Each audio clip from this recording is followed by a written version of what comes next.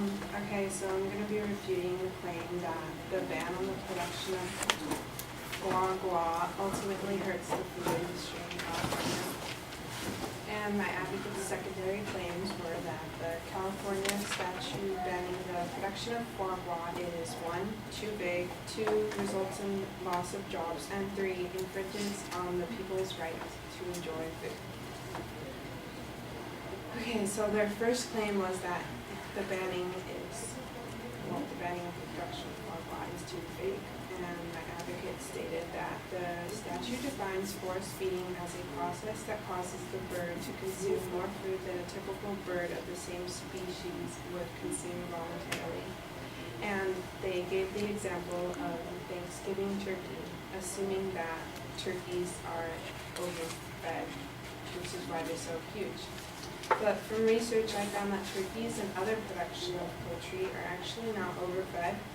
They've been selectively bred for the past couple of decades, and they're actually fed with antibiotics so that they won't get sick from the harmful conditions that they're in. And these antibiotics are known to promote weight gain in animals, so they aren't overfed because, yeah. My advocate also stated in the first claim that restaurants might be prevented from cooking a variety of dishes because they use foie gras as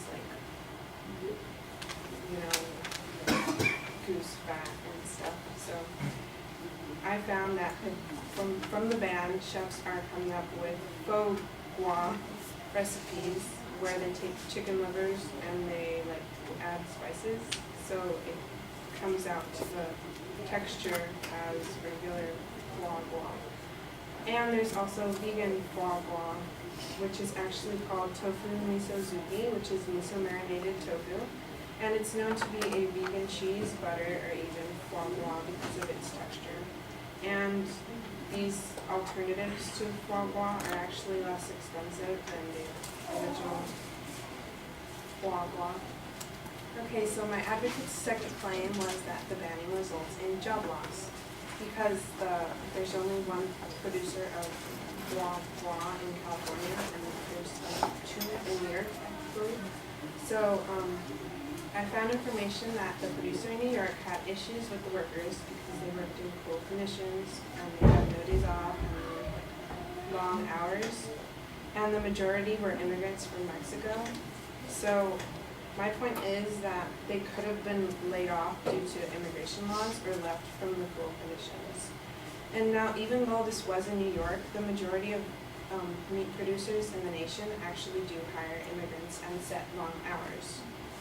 Because, yeah. Okay, so my advocate's third claim was that the law infringes on people's rights to enjoy foods. Though, as I've stated before, there are substitutes and alternatives, faux gras and vegan foie gras. Now, people have the right to enjoy food, but being so, this food must be approved by the USDA. And when a duck is overfed and the liver swells up really big, it's actually acute to a liver disease, which actually violates the Poultry Products Inspection Act by allowing consumption of diseased birds. So, yeah. Another point that my advocate stated in the third supporting claim was that the law restricts a certain culture's preferences for food.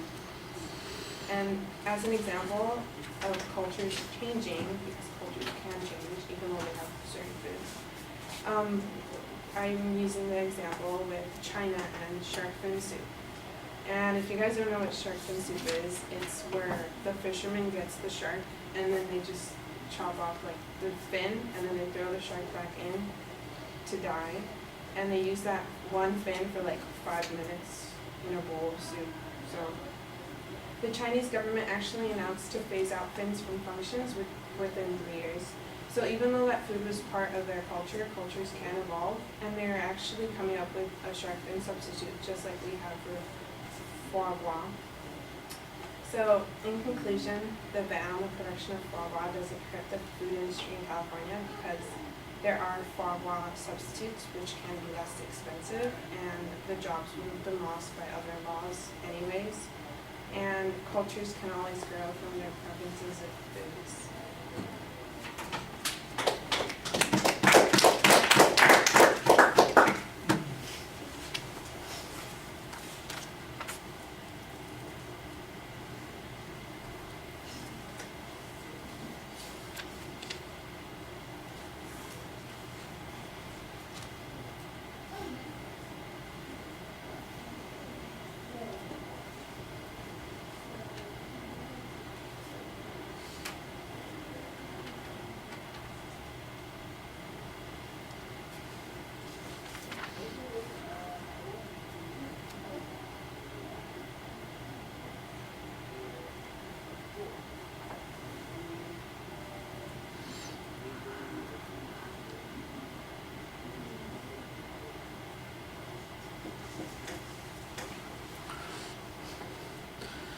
All right, Liz, you've got the organizational issues are all fine. On the first point where you're talking about the vagueness issue, you basically are arguing that the turkeys that he makes a comparison to are, treated differently, that as a result, all of that argument is really a claim that says that the advocate's analogy is not valid. That's what you need to say. I mean, you need to make a simple declarative sentence sometimes. You give a lot of the arguments that you're presenting, I think, give explanations of ideas and do some contrast and provide us with information and background. But what you're not doing is providing us with the inference that we're supposed to be making from those particular points. And so on that first point, for instance, you could say pretty simply, the comparison to turkeys is an invalid comparison. Here's why it's invalid. So if it's not, if this is a unique practice that is not like anything else, then there are good reasons to go ahead and proceed with the ban that we have in place. That's ultimately the impact of that particular argument. When you talked about alternatives, I think that there's a good, you've got a good counterclaim on this point that says, look, those dishes don't have to be restricted because there are alternatives that would allow them to be available. That's the claim that you're making. Not just that there are alternatives, but the reason that those alternatives matter is because it undermines the claim that the advocate's presenting.